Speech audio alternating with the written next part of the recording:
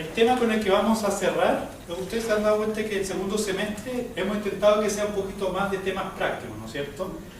Y uno de los temas que nos pidieron en el semestre pasado es el que vamos a tratar en esta última sesión, que he titulado Cuidando al Cuidador. Vamos a hablar un poquito del autocuidado, de las personas que se encargan de estar a cargo de personas enfermas de muchas maneras. Hay muchas maneras de cuidar a una persona enferma. Cuando uno piensa en cuidador, inmediatamente piensa en la persona que está en el trato directo con el paciente, ¿no?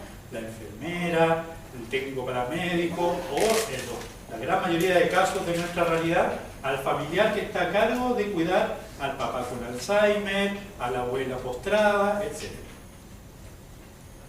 ¿No es cierto? Que es la imagen típica que podemos ver aquí, ¿no? Esta señora que puede estar cuidando a su hijo, a su marido, quién sabe, ¿no? Entonces, este es uno de los cuidadores sobre los cuales vamos a tratar en esta sesión. Pero también hay que ver que cuidadores puede ser un aspecto que se amplía mucho más. Por ejemplo, todo profesional de la salud podría ser considerado también cuidador. No es un contacto tan directo, pero también son personas que tienen un trabajo que por sus características particulares se encarga de ayudar a otro, ¿no es cierto?, a mejorar su situación de salud o a prevenir algún problema de salud grave, ¿no? Entonces caen dentro de esta categoría los médicos, las enfermeras, los nutricionistas, etc. Todos los profesionales y técnicos del área de la salud caen dentro de esta categoría de los cuidadores, ¿no? ¿Qué otra persona más se le ocurre que puede ser considerado como cuidador de otro? La salud, los familiares. La gente que trabaja en la casa, por ejemplo. Ya, claro, como asesora del hogar, pues, sí. Un vecino. ¿Ah? Un vecino. Un vecino, claro, que está cuidando. Es muy bonito, ¿no? A veces ocurre que son vecinos que se encargan de cuidar a otros vecinos, ¿no? Especialmente si es un adulto mayor que vive solo, que no tiene a nadie, etc. Hay otras profesiones que no son del ámbito de la salud, pero también están comprometidos con el cuidado de otros. Por ejemplo, los profesores. Los profesores también están sometidos a mucho desgaste, porque mientras están trabajando en la sala de clases, hay que recordar que la escuela es como el segundo hogar, entonces están asumiendo la autoridad de los padres que se concede a los profesores por el periodo en que los niños están en clase. Y esa actividad también es bastante desgastadora. Los religiosos, los sacerdotes, las religiosas también son personas que se pueden considerar como cuidadores. De hecho, si uno va a la raíz de la palabra cura, a nosotros los sacerdotes nos dicen cura porque estamos al cuidado de las almas o de las personas, ¿no? Entonces, por eso se hace referencia al sacerdote como el cura o el cura de almas, porque es el que está al cuidado de una porción del pueblo de Dios, por ejemplo. ¿Y por qué voy con esta explicación? Porque nosotros sabemos que el acto de cuidar es un acto donde uno tiene el gran privilegio de poder expresar a través de este acto de cuidar el amor de Dios, ¿no es cierto? Uno puede ejercer vivamente y activamente la caridad, ¿no? Y a su vez la persona cuidada puede manifestar su cariño, su agradecimiento hacia aquel que le cuida. Pero ocurre que nosotros a veces no somos tan superhombres o supermujeres como para todo el tiempo estar cuidando y que no nos pase nada a nosotros. También somos seres humanos, somos seres limitados, seres falibles, que nos cansamos a veces de cuidar. Hay un autor que me basé mucho para preparar esta presentación, que se llama Roberto Almada, un psiquiatra argentino, que toca este tema en un libro que él tituló El cansancio de los buenos. Yo encontré un título fantástico, porque justamente lo que se llama generalmente como síndrome de burnout, no sé si lo han escuchado alguna vez, lo vamos a tocar aquí, es justamente se podría definir como ese cansancio de la gente que quiere entregarse por entero a alguna causa, algún voluntariado, alguna cosa que en realidad le llama mucho la atención a los que quieren dedicar su vida, pero por más ganas e ímpetu que tienen, siempre hay un momento en que nos cansamos, nos agotamos. Y podemos pasar desde una intensa actividad, un intenso entusiasmo, incluso hasta la depresión, la ansiedad, porque nos hemos gastado.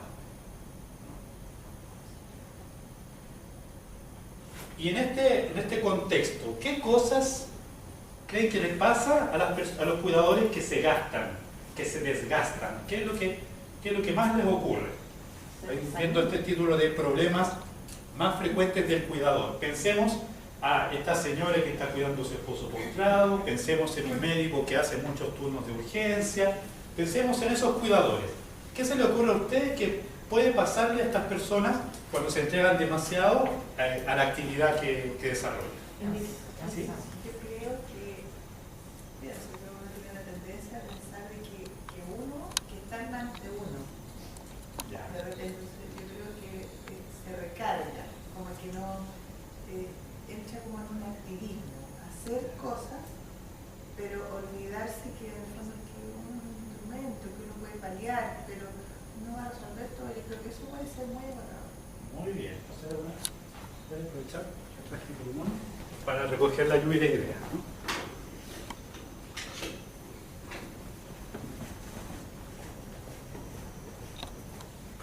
Entonces, el riesgo del activismo, me parece muy bien. ¿Sí? No sé, posterga un poco. Ya. Hay muchos como problemas emocionales y si uno no tiene mucho cuidado como que pueden, en vez de expresarlos o buscar apoyo a otras personas, te pueden hundir un poco más y ahí llegar a una depresión o anorexia. Postergación de las propias necesidades y problemas afectivos o emocionales, ¿no? Muy bien, ¿había otra? Sí. Baja la defensa también. Ya, muy bien, disminuye el sistema inmunitario. Ahí dice inmunitario. Agotamiento. Ya, Físico agotamiento. y psíquico, espiritual, no sé. Muy bien, sí. Físico, mental, espiritual también, lo que usted por ahí me parece estupendo. Hemos aprendido. ¿Ya? Yo creo que está ahí. Yo estuve con mi mamá hace poco, un mes, y son muy demandantes. Entonces hay que estar presente todo el tiempo en todos los requerimientos y eso que le produce a uno una como agotamiento, no sé. Muy dependiente, obvio. Sí, pero muy demandante de cuidado, ¿no? Agobio, buena palabra. Bueno, y culpa, porque si uno no lo hace y uno siente que corresponde que tenga que ir, no sé, 10 minutos fuera, uno se puede sentir muy culpable también de dejarla sola, o si se cae o le pasa algo. Ya, sentimiento de culpa, sí. Yo dije que también después de este agotamiento, como que cambia un poquito como el carácter, a lo mejor se pone con poca paciencia, se pone más, aunque sabe que a lo mejor esta persona se le olvida las cosas, qué sé yo, pero ya como que pierde la paciencia, pues es como un poco tolerante a la misma enfermedad que tiene el paciente, así que la persona yo creo. Sí, de acuerdo. Yo creo que también indiferencia y sensibilidad, como Ya. Insensibilidad. eso me pasa a mí. Ya, indiferencia. O también demasiada sensibilidad. Que Ya. te llevan todos los problemas de la persona a otro espacio y Ok. siguen transmitiendo. Sí, sí. Va dentro de los problemas afectivos, ¿no es cierto? Excesiva sensibilidad. ¿Qué más? Muy dependiente de, o sea, está amarrada, dependiente. Claro. Sí. Claro, el enfermo demandante, ¿no? La sensación de que mi vida es el cuidar. Tú lo lees. Y a veces parece que esto es como algo más impuesto que algo querido por mí, ¿no? Eso ocurre. ¿Alguna otra idea que se me ha llegado? Y sabe que son un poquito manipuladores también, entonces uno emocionalmente descubrir cuando es manipulación y cuando verdaderamente es un dolor, Es desgastador. Sí. Inseguridad en general.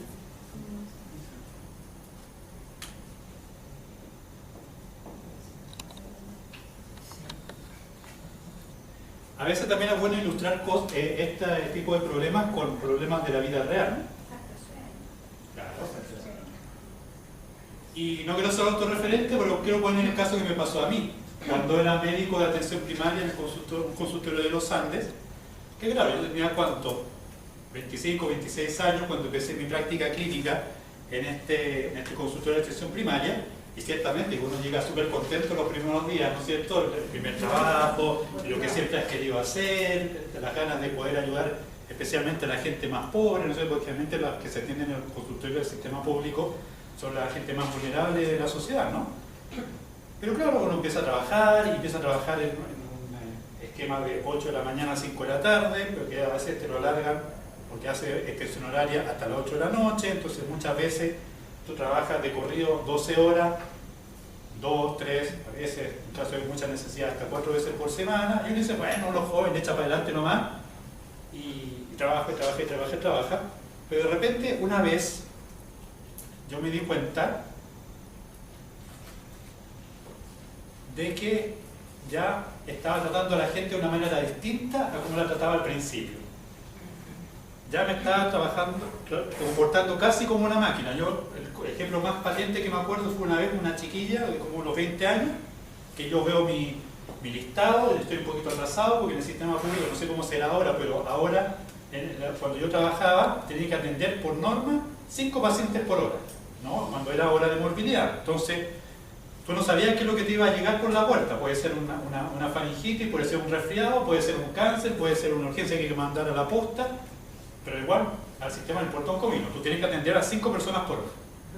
Iba medio atrasado y de repente entra la paciente que seguía, una chiquilla como de 25 años, digo, ella, no sé, perico de los palotes de Juanita, sí, la hago pasar, bienvenido, buenas tardes, buenos días, tome asiento, cuénteme, ¿qué le puedo ayudar? Así, en esa velocidad. Es que vengo que hace como 3 días que me duele la garganta. Muy bien, pasa la camilla por favor. Y le hago que se siente, ¿no es cierto? Le digo, abre la boca, sí, un poco faringitis, sí, pase por favor, tomar asiento. ¿Y ha tenido tos?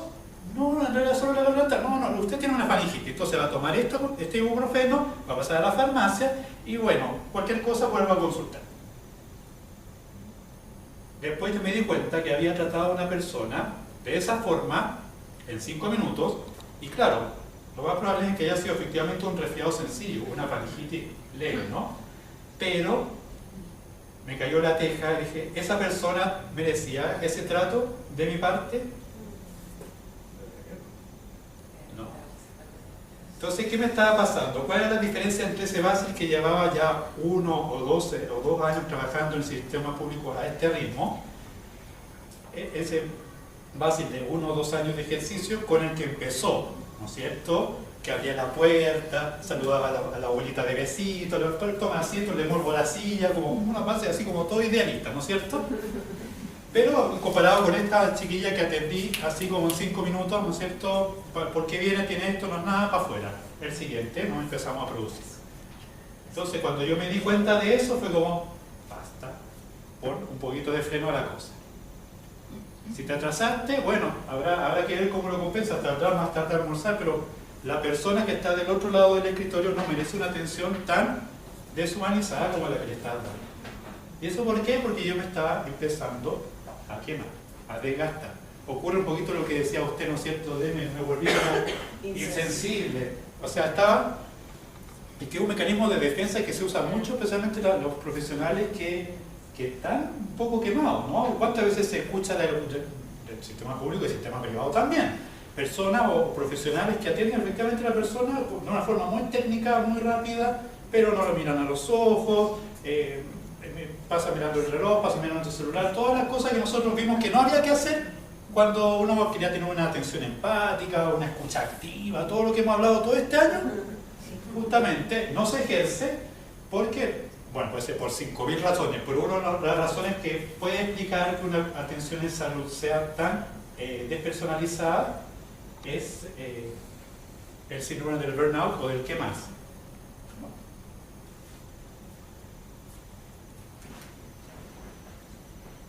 una cosa frecuente también, especialmente de los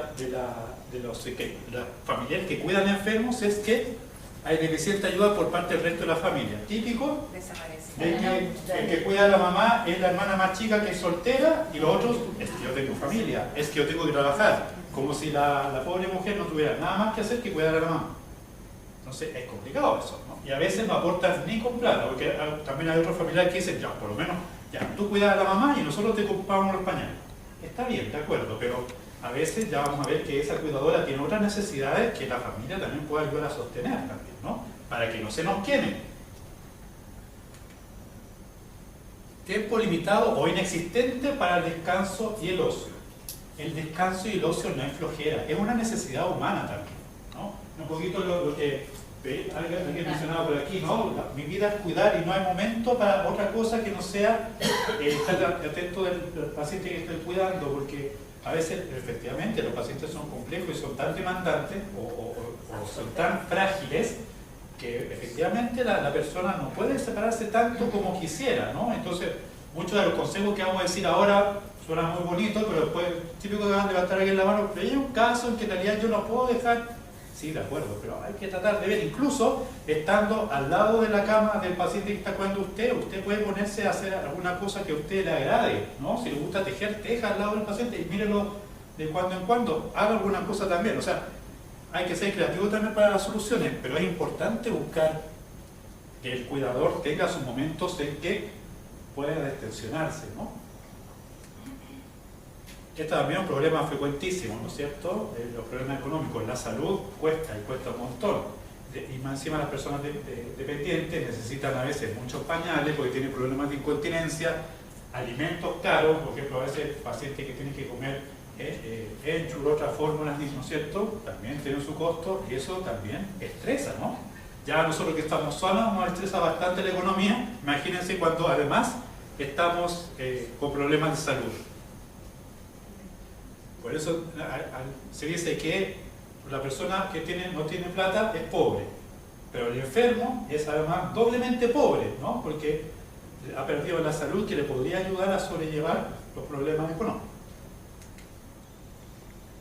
Bueno, insatisfacción de las propias necesidades. A veces las personas que cuidan a otros no solamente no tienen periodos de ocio o de distracción, también pueden tener problemas familiares y conyugales a raíz del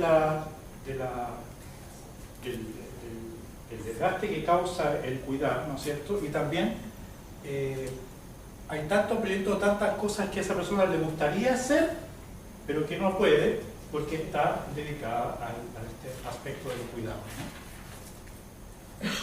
Pérdida de relaciones sociales por esta misma situación. No hay salida a juntarse con los amigos, porque a veces también los amigos no van a visitar al amigo que está cuidando a su mamá, a su pariente, a su persona querida, ¿no?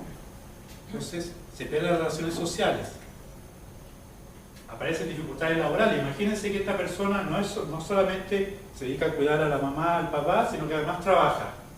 Entonces, como siempre peleándose con el jefe, pidiendo permiso, que tengo que llegar a mi mamá al médico, que esta cosa, que me llamaron, que es siempre un problema, ¿no?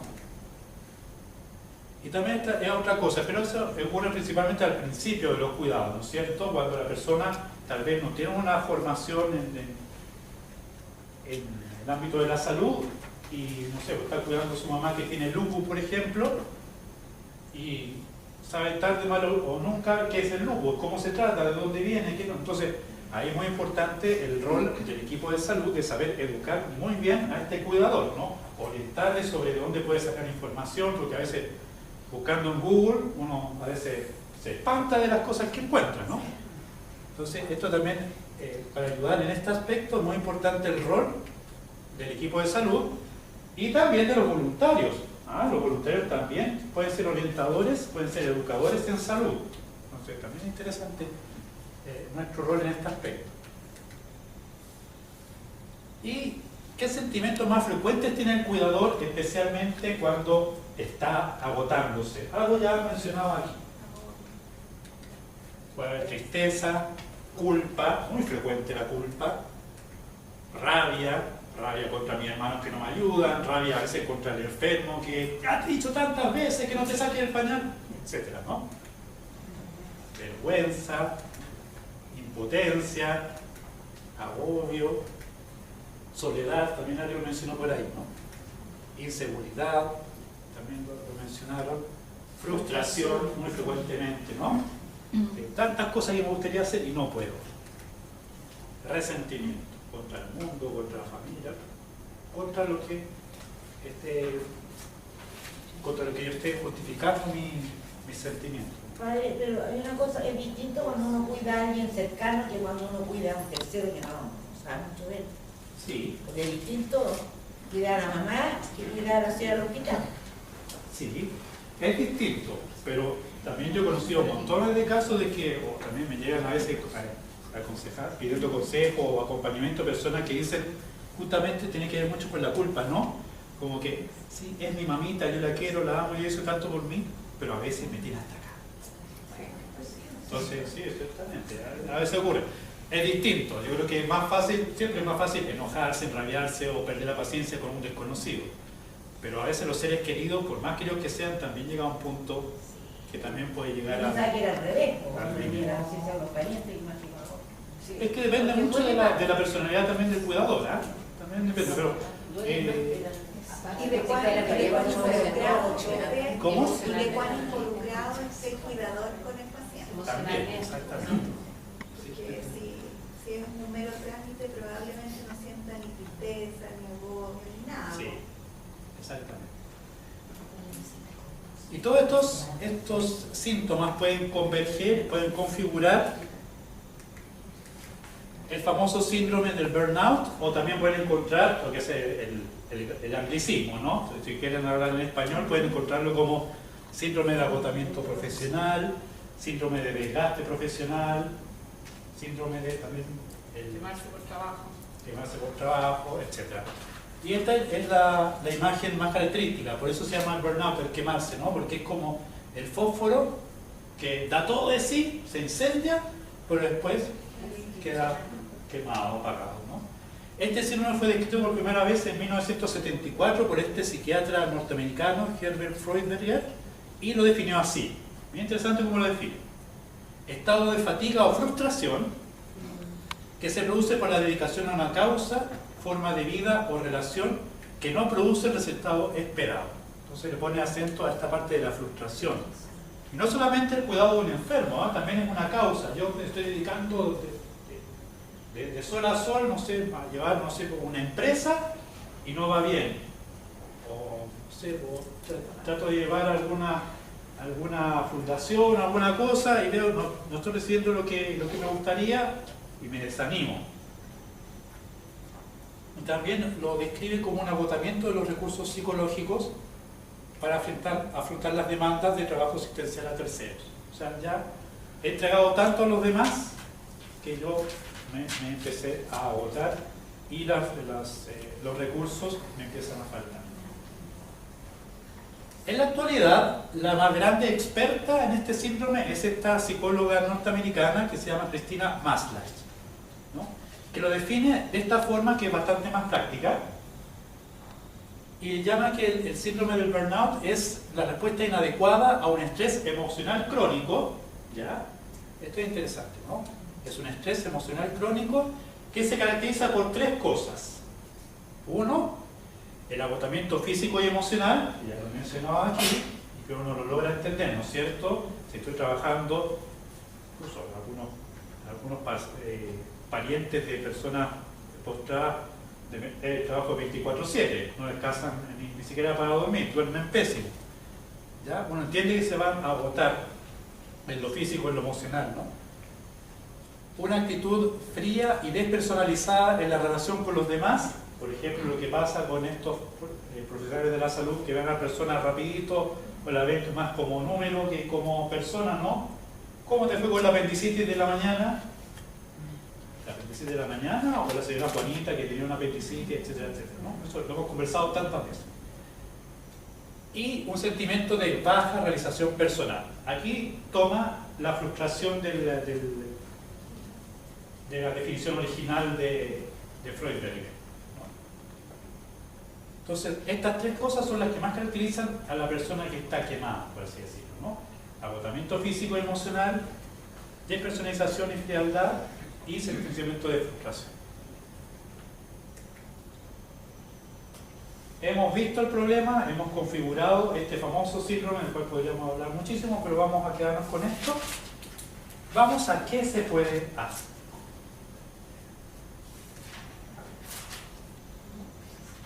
Primero, prevenir, ¿no? Si yo soy un cuidador, ¿no es cierto? Soy profesor del área de la salud, soy profesor, cuido a un enfermo en casa, etcétera, etcétera, o incluso también el burnout ocurre también propio solamente de los cuidadores, como decíamos también en el ejemplo anterior. Si yo soy un empresario y estoy tratando de tirar una pyme o alguna cosa y no me resulta, también puede ser que el estrés crónico me queme, ¿no? Etcétera. Lo que lo estamos aplicando más al área que nos compete más a nosotros como voluntarios y voluntarios. Primero, prevenir. No esperar que nos quememos, sino tratar de ayudar a que, si nos vamos a quemar, sea lo más lejos posible y lo más leve posible. Y aquí nos puede ayudar pedir ayuda, pero también nos puede ayudar el Evangelio. Dice Jesús en el Evangelio según San Lucas: ¿quién de ustedes, si quiere edificar una torre, no se sienta primero a calcular los gastos para ver si tiene con qué terminarla?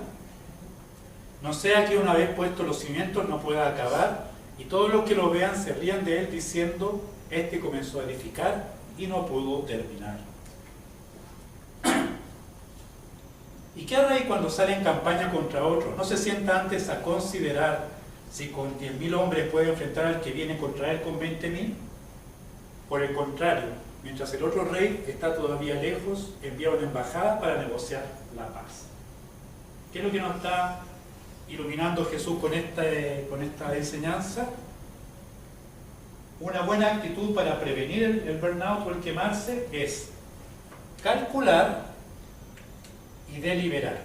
Es decir, si yo voy a ser voluntaria o voluntario de un hospital, por ejemplo, aquí hay que aplicar todo lo que hemos visto en todo el año, ¿eh? Es importante que yo me autoconozca, que yo sepa cómo soy, cuáles son mis características, cuáles son mis cualidades, cuáles son mis límites, porque así yo voy a poder calcular y deliberar: este voluntariado es para mí, ir a un hospital, o tal vez yo sirvo mejor para servir en un hogar de ancianos, o tal vez yo sirvo mejor para ir a un servicio donde atiendan niños.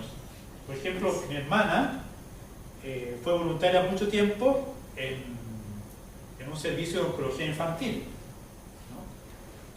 Pero yo sinceramente no sé si serviría para hacer un voluntariado en un servicio donde viven niños con cáncer, ¿no? Entonces, uno se conoce también, uno calcula qué es lo que puede enfrentar y qué es lo que no. Porque si no, en el fondo, si yo siento que la oncología infantil es algo que me llega mucho, que me voy muy mal para casa y me cuesta manejarlo, a menos que yo quiera en realidad mejorar esa área de mi vida y me acompañe de otro, no sé cómo decía nadie del acompañarse, mejor hago alguna cosa que se me dé mejor. En ese sentido, el calcular, ¿no? Para que después no me digan: este comenzó a edificar y quedó a medio. Y también el deliberar, ver, ¿no es cierto?, conociéndome a mí mismo, conociendo lo que yo quiero entregar y lo que yo puedo hacer, efectivamente, que es el lugar donde yo voy a poder servir mejor y de forma dosificada, ¿no es cierto? Los voluntariados no tienen para qué no ser necesariamente todos los días. Lo que se recomienda es que sean, ¿cuánto era, padre? Era como 2 veces a la semana, 1 hora, o 3 veces a la semana. 3 horas. 3 veces a la semana, 1 horita, es como para un voluntariado que valga la pena. Diría sí 3 veces. Si lo que uno ve más es como 3 horas en un día, no sé, 2 horas en un día. 3 horas total en una semana y uno lo distribuye como quiere, un poco o toda junta, como quiere. Efectivamente, sí, eso es como lo que se recomienda, ¿no? Entonces, parece que hay unas personas que son muy apasionadas, parten al principio como el fosforito, ¿no es cierto?, que se prende y queda dando todo, y después se desamine más rápido o dejan el voluntariado. Claro, porque también hay que ser dosificado, ¿no? Porque uno entrega mucho y puede desgastarse demasiado. Entonces, calcular y deliberar dónde yo podría servir mejor y de qué modo yo podría servir mejor. También dentro del autoconocimiento hay factores de riesgo personal que pueden predisponer que yo tenga más tendencia a quemarme más o menos fácil. Son estas 4 de acá. Las personas que tienen dificultad para definir límites en las relaciones generalmente tienen más riesgo de quemarse que otras. Alguien lo mencionaba por ahí, las personas que se comprometen demasiado o se inmiscuyen mucho en la vida del otro. Creo que usted lo mencionaba, ¿no? Efectivamente, cuando uno va y se acerca o quiere conocer a un enfermo, quiere acompañarlo, a veces las historias que nos cuentan los enfermos son muy tristes, son muy fuertes, ¿no es cierto? Y es imposible, esto también lo hemos visto durante el año, ¿no? Es imposible que uno como ser humano no se impacte de lo que escucha, ¿no? Pero como voluntario, como profesionales de la salud, como profesor, uno tiene que saber que uno puede llegar hasta cierto punto en lo que el otro me cuenta, y mis intervenciones también pueden llegar hasta cierto punto nomás. Entonces yo no puedo sobreinvolucrarme demasiado porque estoy empezando a cargar una carga que no me corresponde a mí, ¿no? Eso también lo hemos visto, ¿no? Entonces las personas que tienen dificultad con definir estos límites entre lo que me pasa a mí y lo que le pasa al otro tienen más riesgo de quemarse.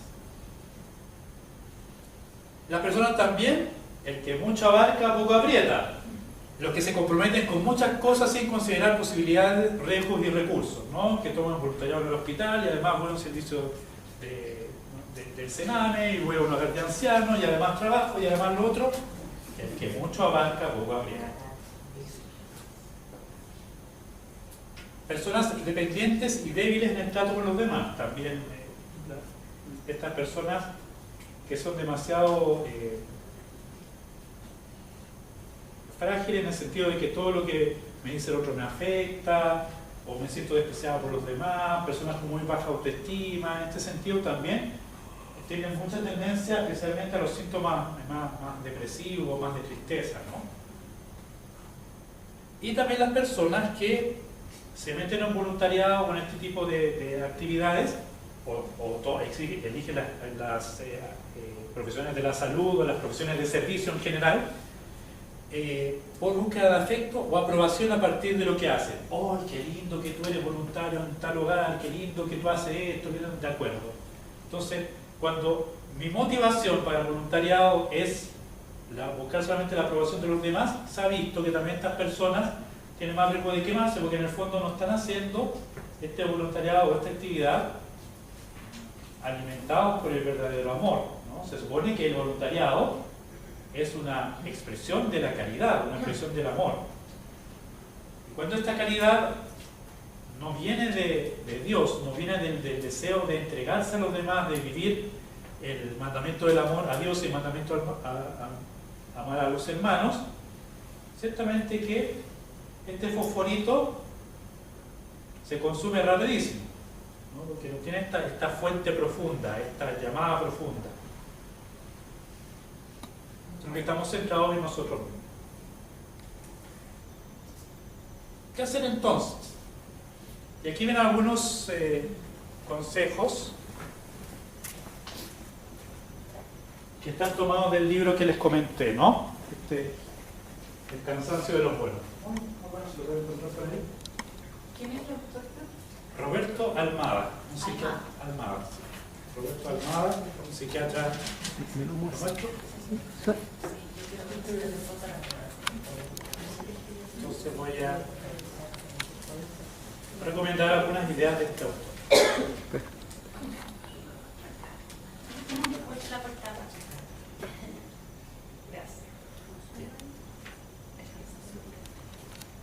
Ahora, esto no es textual de él, sino que está como parafraseado.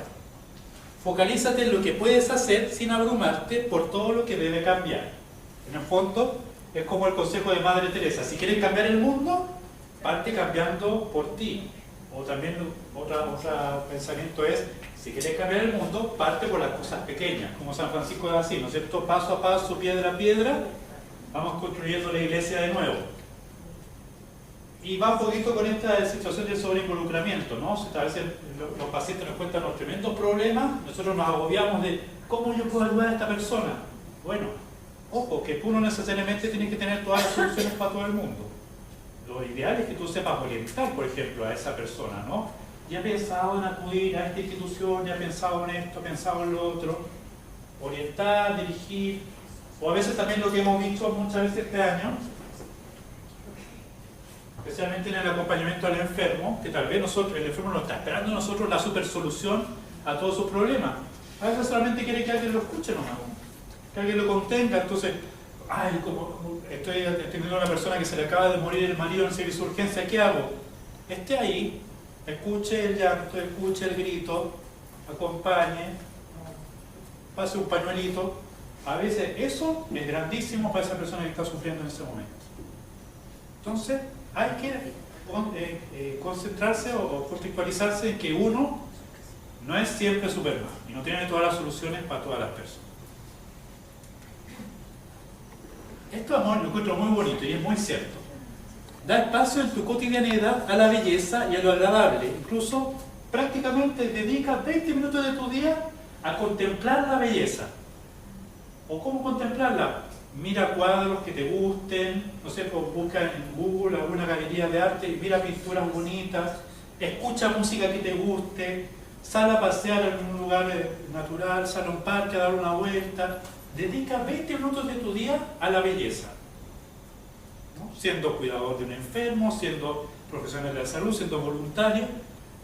Incluso en tu trabajo, que tu ambiente de trabajo sea un ambiente bonito. Es distinto trabajar en un escritorio desordenado, con vaso con café de hace 3 días atrás, etcétera, etcétera, a trabajar en una oficina ordenada, bonita, que tiene tus detalles, que tiene fotos de tu familia, que tu entorno de trabajo sea bonito también. Te hace bien a ti mismo, ¿no? Te da más ganas de trabajar.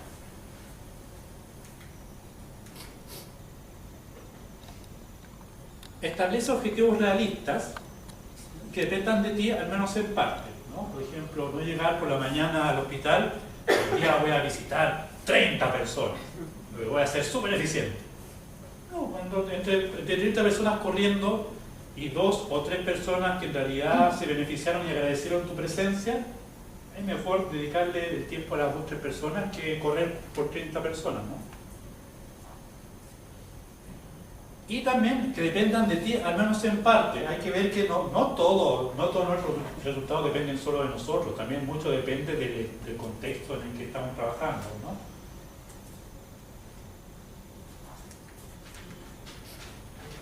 Abre espacios a la creatividad y a salir de la rutina. Esto es muy interesante para los trabajos que a veces son siempre lo mismo, siempre rutinarios, o el mismo cuidador de un paciente postrado. La realidad del paciente postrado es súper rutinaria. Tienen ciertas horas en las que a esta hora yo le lavo los dientes a mi papá, a esta hora se desayuna, a esta hora se come, a esta hora lo mudo, a esta hora lo baño, bla, bla, bla. Entonces, súper rutinaria. Pero, ¿qué tal si tú dentro de esa rutina incluyes momentos distintos? Ahora voy a duchar a mi papá, pero voy a duchar con las canciones que a él le gustaban, por ejemplo. Vamos a poner música, vamos a poner una música distinta todos los días.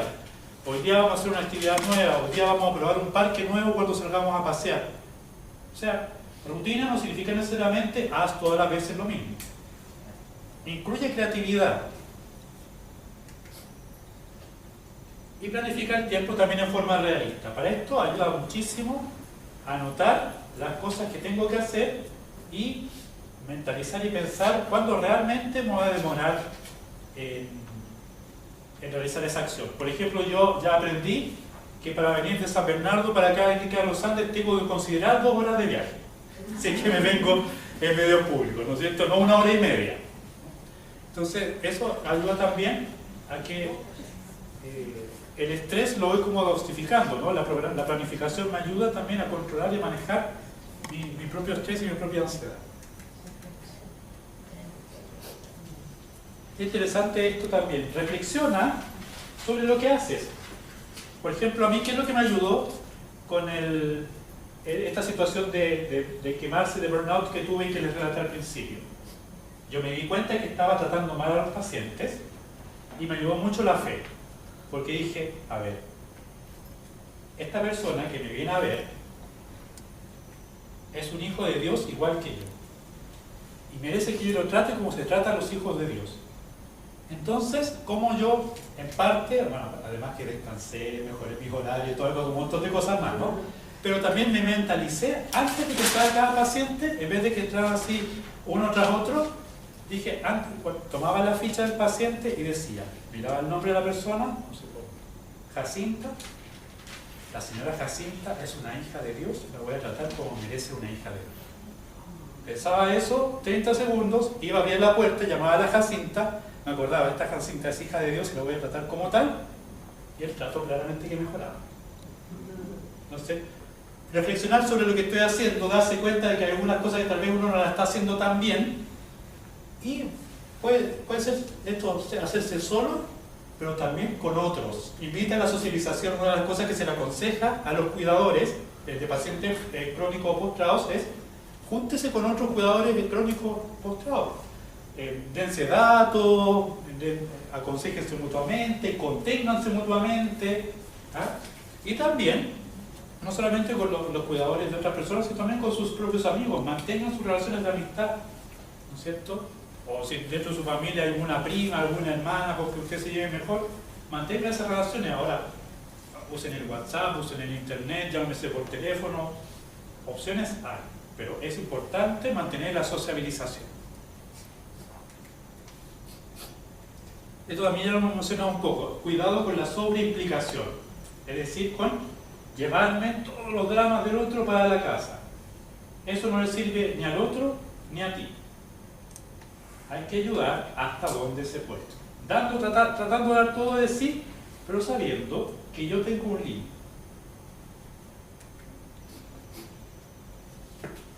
Reconoce tus sentimientos y pide ayuda cuando te sientas abrumado. Pedir ayuda, esto es muy importante, ¿no?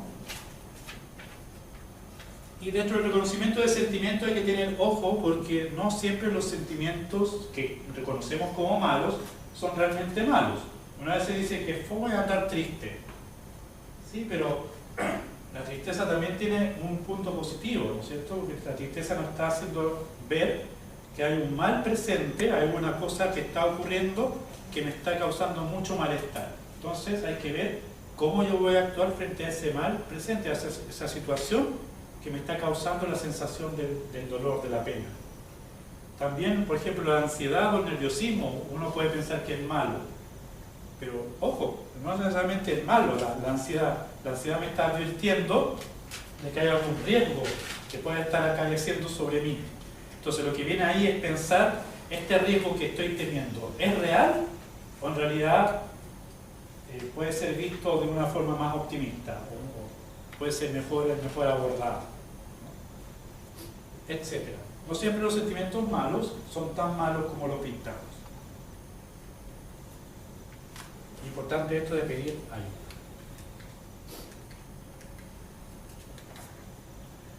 Y esto también es importante, ¿no?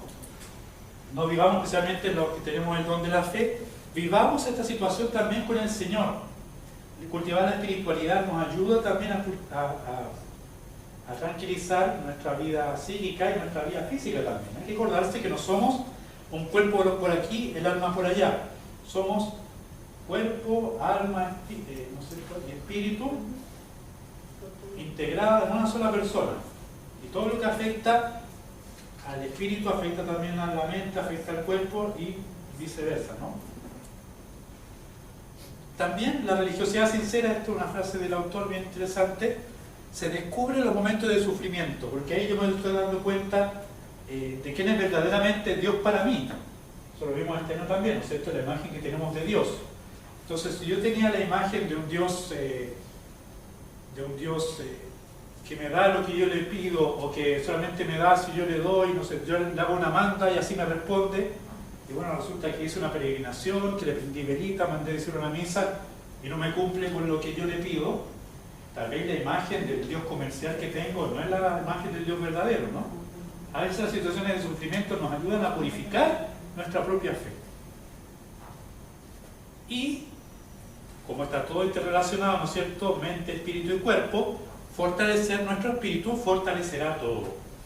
vivir una vida de sacramentos, una vida de oración, una vida en colaboración con otros miembros de la comunidad eclesial, participando en la parroquia o en algún grupo de la iglesia, me ayuda también a fortalecer mi vida espiritual, y desde la vida espiritual uno mira la vida de una forma distinta.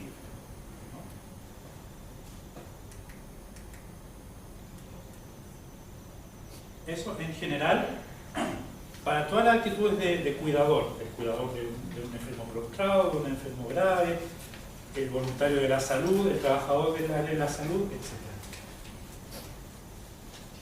También hay algunos consejos de qué pasa si a mí me toca cuidar a un enfermo. ¿Qué consejos prácticos podemos dar a esta área? Primero, trata de no abarcar tú solo el cuidado. Y esto ocurre tantísimas veces en el ambiente de los familiares cuidadores, ¿no? Esto es lo que habíamos mencionado, dejar a uno encargado del paciente y el resto, todos tenemos cosas que hacer. Exactamente.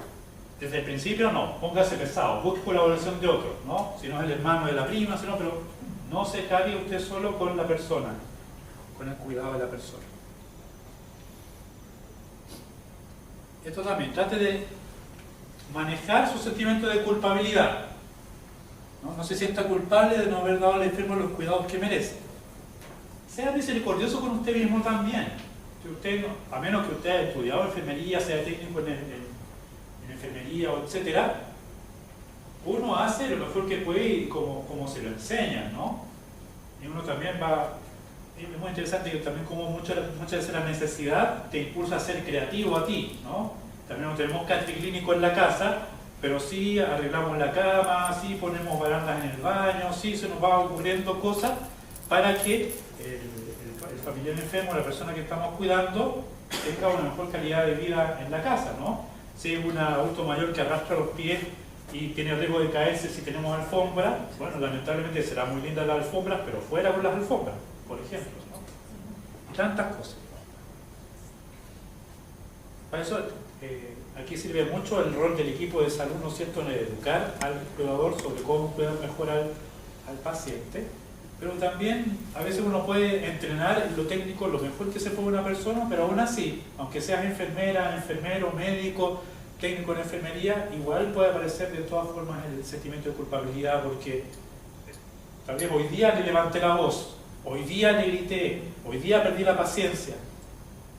Ten misericordia, así tú te puedes cansar también. Lo importante es que no sea una cosa habitual, lo importante es no llegar al grado del maltrato. Eso sí ya es como una banderita roja y ya más que roja, púrpura, digamos, ¿no? Es una cosa muy grave ya pasar tristemente al ámbito del maltrato, que en el adulto mayor lamentablemente es más frecuente de lo que se ve.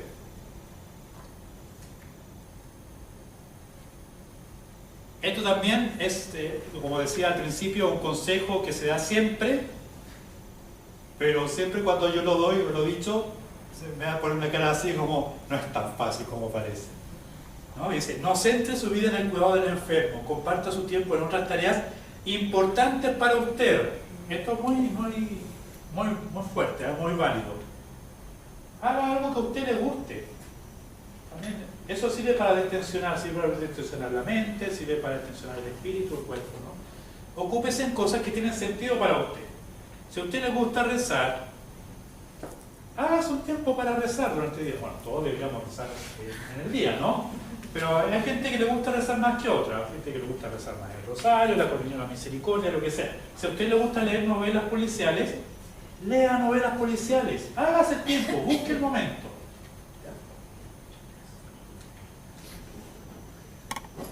Esto también ocurre mucho con cuidadores que llevan cierto tiempo, ¿no es cierto? No crea que usted es la única persona capaz de cuidar al enfermo, porque también a veces muchos cuidadores se autoboicotean cuando otros quieren ayudar. No, es que mi mamá se da solo conmigo, a mí no me recibe la comida, como no, la puedo mudar solamente yo.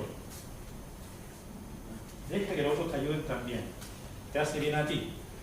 O a veces ocurre que viene el pariente y dice, mira, este día, este fin de semana, tómatelo tú, ándate, no sé, a la playa, ándate a alguna cosa. No, pero ¿cómo? Y la mamá se va a poner triste, se va a desconocer. Nosotros cuidaríamos a la mamá. Déjate cuidar tú también un poco, ¿no?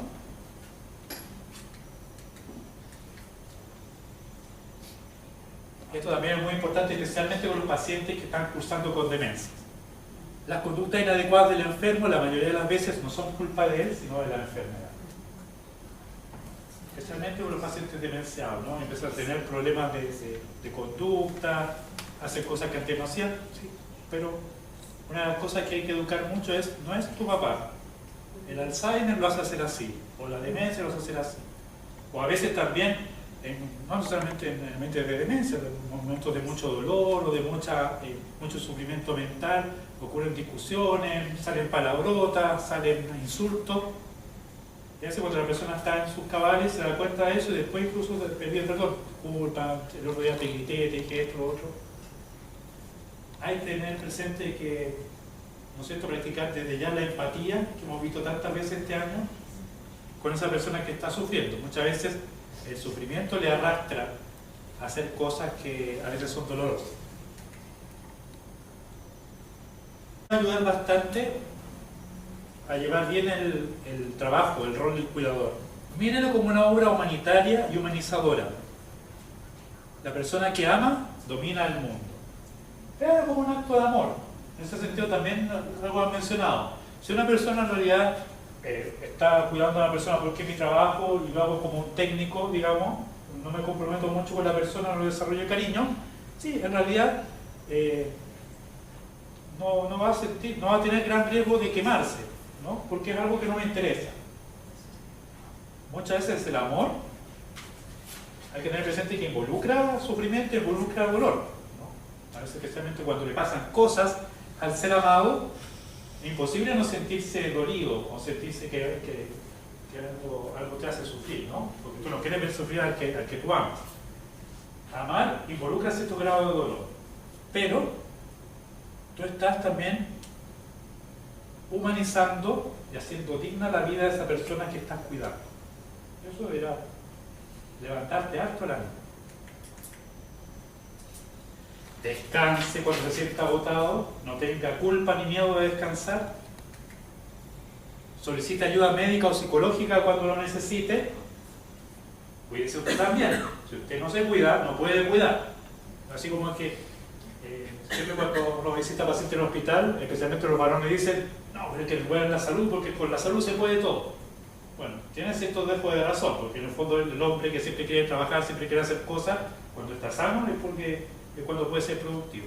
En este sentido también va esa máxima, ¿no? Si usted se cuida, si usted mira su salud, también va a poder entregarse mejor en el ámbito que sea, en su trabajo, en su voluntariado, en su cuidado. Infórmese acerca de la enfermedad de su pariente, perdón, de su paciente. Si el paciente tiene Alzheimer, infórmese, edúquese sobre qué es el Alzheimer, cómo se puede cuidar a la persona, cómo se puede cuidar al cuidador, etc. Realice actividad física, ejercicios de relajación, que no necesariamente es correr la maratón o salir a las 6 de la mañana, hacer running o andar en bicicleta, sino que a veces son actividades físicas que pueden ser dentro de la casa, de estirarse, de elongar, etc., ¿no? Son cosas no tan complicadas. Perdón, ¿pueden ¿Sí? ver el anterior? Es que no alcancé, pensé que venía para la foto. Sí, sí. Ahora, la subí igual antes juego, ¿no? Sí, después la vamos a subir también a la página.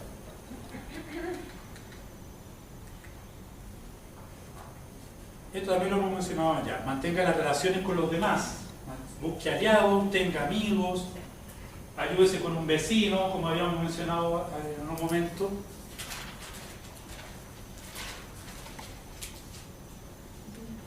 Y esta diapositiva se me repite. Y vamos a terminar con este caso, que es bien interesante.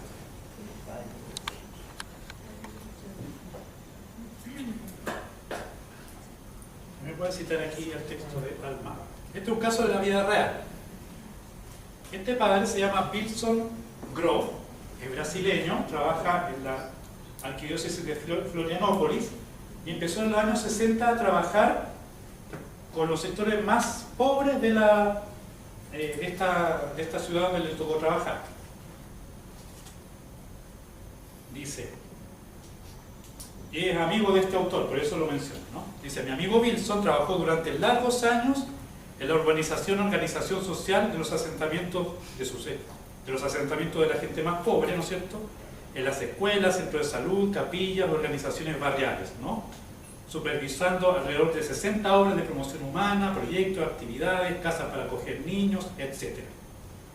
El párroco, por si no fuera poco, era además también el párroco del lugar, y asiste a las necesidades espirituales de la gente que tiene a su cuidado.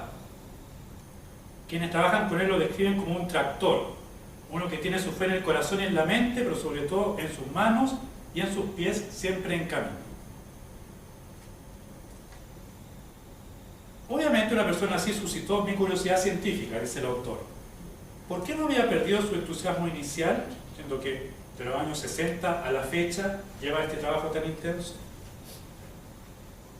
¿Por qué no había señales de burnout en el padre Wilson, o al menos de pre-burnout? Cánsate un poquito, ¿cómo está? ¿No? ¿Cuál era su secreto? Le pedí que me dijera espontáneamente, en breves palabras, 3 razones por las cuales trabaja tanto y no se cansa. Y esta respuesta es muy interesante. Inmediatamente me aclaró que se trata de una razón mística, es decir, misteriosa y espiritual, y por lo tanto difícil de traducir en 3 palabras. Pero acogió el pedido y esbozó lo que resumió en 3 frases. Vivir un día a la vez. Bueno, eso ya lo dijo Jesucristo tanto tiempo atrás, ¿no es cierto? A cada día darle su afán. Dice, primero vivo un día a la vez. Segundo, a la mañana, durante la oración, me pongo de acuerdo con Jesús para que todas las dificultades y sufrimientos que viviré en el día sean una oportunidad para una relación directa con Él. Es decir, los obstáculos me recordarán su experiencia de cruz y abandono. Entonces ve de forma positiva, desde con la mirada de la fe, las dificultades y su sufrimiento como una oportunidad para encontrarse con Cristo crucificado y abandonado. O sea, el Jesús al cual yo adoro, al cual yo sirvo, lo encuentro en la dificultad que me va a traer este día. En la persona triste, la persona pobre, la necesidad. Ahí está Cristo esperando que yo responda. Y esto es como bien complicado, pienso yo, ¿no? Confiar en sus colaboradores, descentralizar todo, no descentralizarlo en él, que era como el que dirigía todas estas labores sociales, sino que confiar en los colaboradores. Dice, ¿ah? Exactamente, dice, tengo una organización descentralizada, tengo muchos y variados colaboradores que se fueron formando en la tarea común. Y aquí dice, esto último lo puede comprobar en el momento en que hablábamos, el autor, ¿no? El padre recibió varias llamadas a su celular, todas con pedidos referidos a sus obras, pero sus respuestas eran siempre breves. Solo indicaba la persona que estaba a cargo del área en cuestión y su celular. Es decir, ¿quieres esto? Lo mandaba con el encargado. Esto con el encargado.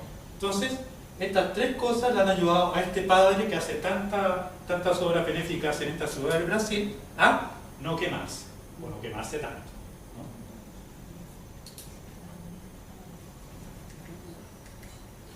En fin, ¿no es cierto? La importancia de volver a la mística. Nosotros no nos quemamos si dejamos que la fuente de nuestra actividad, la fuente de nuestro trabajo, de nuestro voluntariado, el cuidado del pariente que tengo a mi cargo, lo hago desde la fuente que es el mismo amor, que es Jesucristo, que es el Señor. ¿No es cierto? Y así acogemos este consejo de San Pablo: ustedes, hermanos, no se cansen de hacer el bien, pero no porque ustedes sean Superman o la Mujer Maravilla, sino que ustedes están siendo las manos y el corazón de Dios hacia el que sufre, hacia el que está necesitado de nosotros. De este modo quería terminar este tema y también este curso que hemos llevado hoy.